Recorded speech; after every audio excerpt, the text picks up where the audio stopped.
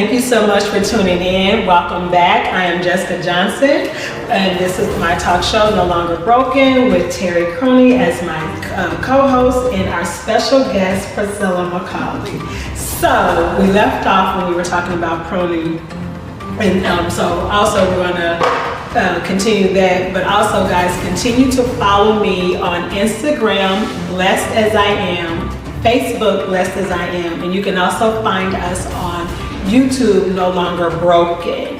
And we will continue to have updates pertaining to the discussions, the Teen Fashion Week fashion shows, and Teen Crush Tuesdays. So when we left off, you were sharing about your story from when you were, when you met your ex-husband, when you started dating him at a young age.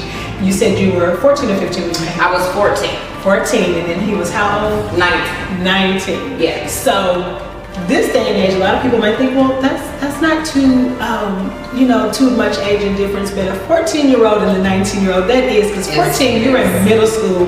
19, they are already graduated out of high school, and could be or should be in college. So that is a huge age gap. And so we know, and I'm the secretary of the high school, and so there are high concerns of our young girls dating older men. And those also go into the manipulations of those type of relationships, because the gentleman knows that these young girls are very persuasive, and she thinks she's so in love. And so when her parents are telling her, trying to warn her to be against that, and then he just, he'll start putting things in her ear. They just don't want us to be together. They don't want us to be together, making her believe that he loves her. So then now she's going against her parents' values, her parents' rules, and then sneaking out of the house and doing things that can put her in so much danger. So I've been on spring break, and I got stuck on this TV show called Ray Donovan. Oh, yeah. The daughter in that TV series actually did that. Yeah. She was dating her teacher. And it's always, but I'm almost an adult. I'm almost 17. Yeah. First of all, almost. Yeah. You're still 16, Yes. And then, well, I'll be 18 in X amount of months. You're not, and it's a teacher. This is your educator. And you're thinking you're in love with this man. And if it's so right, then why do you have to sneak and do it? Right. And really, there's a lot of that going on. I mean, I think it's always been going on. It's just more noticeable because we have the internet. We have more TV shows. And I've even heard people say like, oh, that was my fantasy, like being with a teacher. Was it? You have to look at something along the way is wrong with that. There's something that we were missing, because that's almost like an adult grooming a child. And I don't really think that my kid's father groomed me, because I was very well aware. Like I don't think he didn't manipulate me into doing anything. I did choose to do those things, but at the same time, what would gravitate continuously once you found out how old I was. Okay, so yours was he didn't know your true age. Yes. And see, that was also with my mom. She was 12 and my dad was 17. Ooh. Now, did he know? No.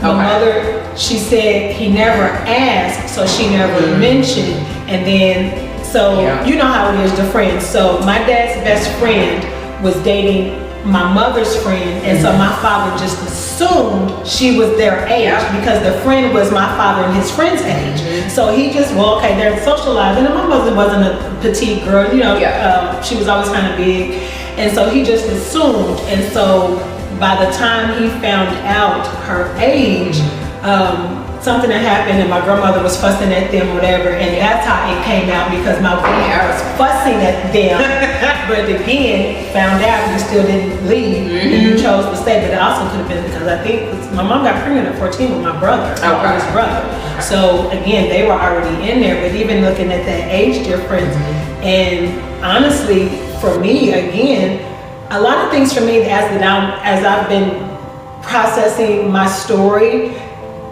a lot of my insecurities also made me think about why the relationships that I've had was unhealthy. Again, it stemmed from my dad because my first relationship and first unhealthy sexual encounter was from my father. So when I've had the issues of married men approaching me or men that were involved, I literally, and this literally was the epiphany that came to me, it was a couple of years ago, was my dad was married. And he approached, and I mean, I was a child, but to think, why am I keep attracting married men? And my mind keeps going back to my own father, a married man, you know, approaching me, and how I'm trying to prune that off of me to stop attracting those type of men, you know, about that. That's what is on me. So that was something that I went through with myself, you know, self-doubt and insecurities of why is that you know, why am I attracted, not me, what am I trying to say? Why are those men attracted to me? Yeah, but also trying to, like I said, going back to the pruning, what is it that I'm putting out there? Right. You know, am I putting something out there that's causing... Today on Teen Crush Tuesdays, we honor Madison Johnson Howland. Congratulations for crushing it on your graphic design college courses. Keep on going, beauty. I don't even really think as children we put anything out there being young. I really just think that because I mean for me, like with their dad, you know, for him it was, well, you acted more mature than everybody else, because I met him on a bus stop, you know what I mean, downtown, and I mean they were kids, I mean the same kids that we would get off the Indigo bus with, I mean they were all over the place just running. And so because I achieved more, so for him, like I noticed, you know, he had been watching me for like 2-3 days, and then he hit me with the, oh well, my car's in the shop, and you know how that used to go. But then eventually I didn't see him anymore, and so his car was in the shop, and he was, you know, but for him it was like, oh, you act mature. It was never, well, how are you really? You know what I mean? And I think for some adults, they try to play on that. It's like, well, I don't want to really know how old you are, because then if you're underage, I'm not going to be able to have you how I want. So we're going to, you know, play the games and kind of, you know, go from there. But we're going to take a quick break. And when we come back, we have a few announcements on behalf of the retreatusa.com. Interested in your teen becoming one of the Teen Fashion Week models? Get on over to eventbrite.com. All right, guys, welcome back. This is Jessica Johnson with No Longer Broken with my co-host Terry Croney and our special guest Priscilla McCauley. The book writer. Hey guys, first of all, y'all do realize we are still in March, right? Y'all know what March is. Yes, you know, we are still, this is March. Month of Women. Yes. Well, we all around. We all here.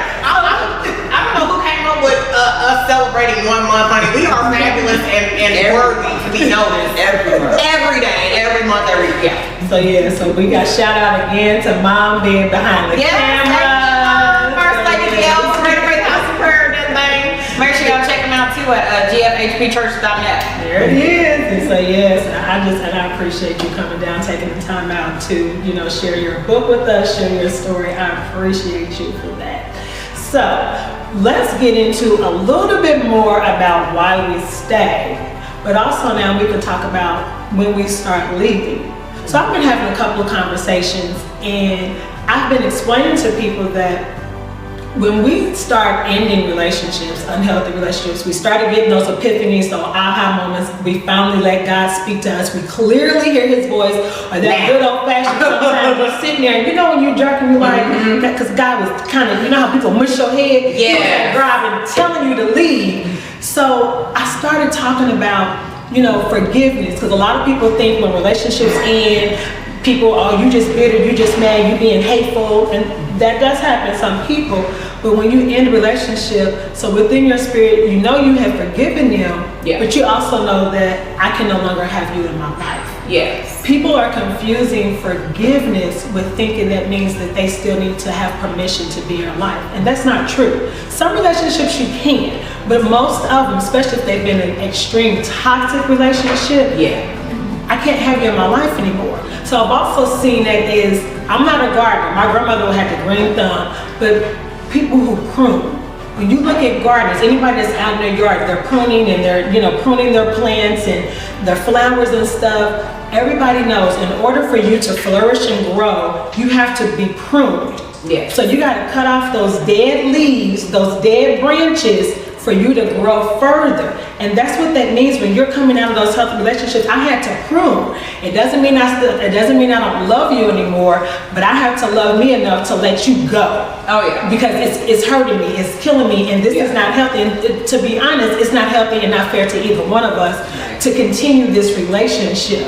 So Priscilla, tell us, what is your favorite chapter in your book? My favorite chapter in my book is I Can't Breathe. You see, look at that. Can't breathe. Yes. We're pruning. So tell us, give us some secrets in the book. This particular chapter talks about in my 20s, Ooh. being married early in life, going from one abusive home to an abusive marriage and relationship. So the things that I grew up with, I became the abused. And so to me, when I say I'm not able to breathe, is I could not be myself. I could not think for myself. I could not do anything because that person was so domineering over me. Wow. Yeah. So for me, there was no me. There was no me. So there was a particular time, and I'm not saying people should do this, but I engaged in an unhealthy, substance. Okay. Right, entanglement. Substance. Okay. And I actually thought that I was sleeping, and I was dreaming from the time I was 3 all the way up until the time I think at this time I was 26. And I thought that I was going to get ready for work. And now I know what it was the Holy Spirit, but at the time I would say, something told me to turn around. And so when I turned, I saw my body on the bed. And I was like, Lord, you just give my spirit back to my body, I promise. I will free myself from this. I will give you. And I did. And that's when we started having a lot. Because then I knew I was here for more than to be abused. Yeah.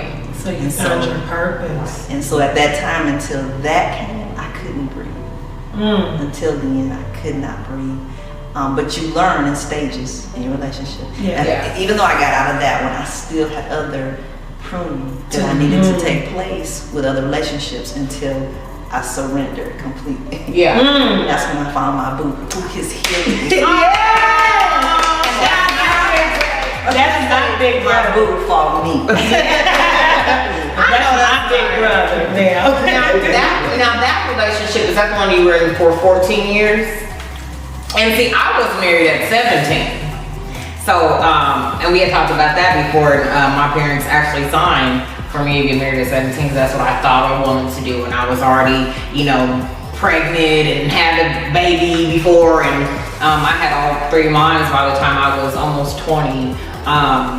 But for me, even leaving that long term of a relationship, I thought that it would take me long to heal, but it didn't really take me too long to heal. It was more forgiving myself for staying. I didn't necessarily have to forgive him for anything, because at that time in my life, that was a choice that I wanted to make. I thought I was in love.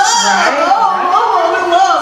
Especially when they're young, they're dating over. Yeah, and I was 14 actually when I met him. I told him I was 16, but then my big sister, ratted me out. But even then, he didn't care. And so that too was kind of, along the lines of I was almost 15, you're 19. And so it crossed over, and my father was there. My father was a very present father. It's just with him being in the Army, I still was missing that part of a man. That there's a different love that you get from a woman than you do from a man. And so that's generally why girls are so infatuated usually with their father's partners. Here at the commercial break, we'll be catching back up on pruning the relationship. Stay tuned. You've been tuned in to another episode of No Longer Broken with Jessica Johnson. I'm your co-host, Terry Croney. Make sure you stay up to date with us and follow us on all social media under Blessed As I Am.